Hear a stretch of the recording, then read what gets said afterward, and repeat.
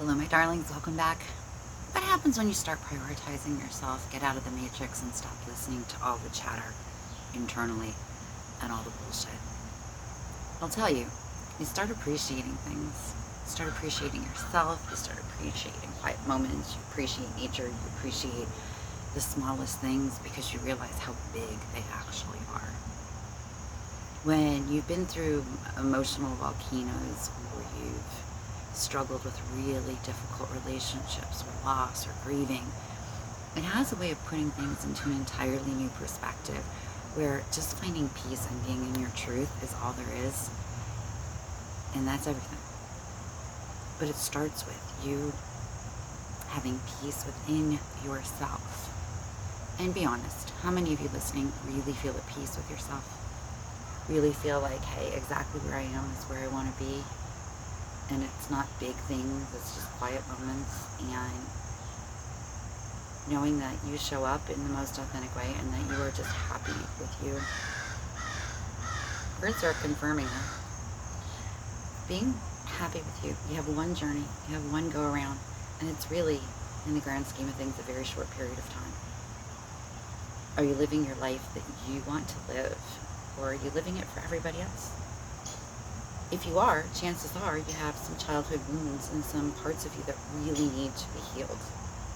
My little girl, for example, comes out and says, I want to heal you, I want to help you, I want to make you feel loved, I want to make you feel special, I want all these things. Because that's what she wants, right? So she goes to the ends of the earth to make sure that other people never ever feel unheard or unseen, which is a beautiful thing. But at the end of the day, her needs still are not being met. She wasn't being heard. She wasn't being seen. And what she thought was beautiful love was really self-abandonment and self-sacrificing. What she learned is to balance being the little girl with the adult Erica, who can show up and say, I can be both. I can nurture that little girl inside of me who is wounded, who does have this amazing capacity to love and just wants to help, and to do it with limit, and to do it with boundaries, to do it with wisdom and understanding from all of the things we've been through, all the things we've learned. And that's everything. I work with my clients when I say, if you're repeating the same things over and over again and you can't get out of that loop, it's because there's something that isn't healed. And the hardest part of that is most of the times it's unconscious or subconscious, and we don't know.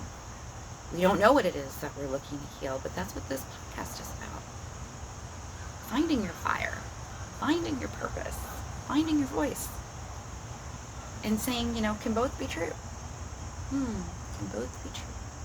I have a client who tattooed that on her wrist after a long time of work, and she knows who she is, and I'm really, really proud of her. Yeah, both can be true. You can be that wounded child who comes from that place of, I just want to love people and help people and heal people and make people feel good and safe and be a safe space. And you can also have boundaries and be real strong and discerning about who deserves to sit in that space. And that's the difference. The little girl thinks everyone deserves to sit at the table. And then the grown-up self says, I made that goddamn table, and not everyone's welcome to sit here. And both can be true. So with this, my darling, I just leave you a short little message encouraging you to remember that you built the damn table. And to anyone who doesn't deserve to sit there. And that's not a reflection of you. That is not a reflection of you not being good enough. And I feel like there's a lot of you out here that need to hear that today. It's a reflection of growing in wisdom, in understanding, in self-protection, no longer self-abandoning. Because those who overpour and give too much and live from an empty cup aren't really living. You're not. Can you be a people pleaser and a giver and still give, but to do it from a way that doesn't absolutely exhaust and drain you and lose all sense of you in the process? I think you can. So if you like my message, hit that like button, subscribe, join my channel, Couch on Fire with Erica Martin. Thanks for listening.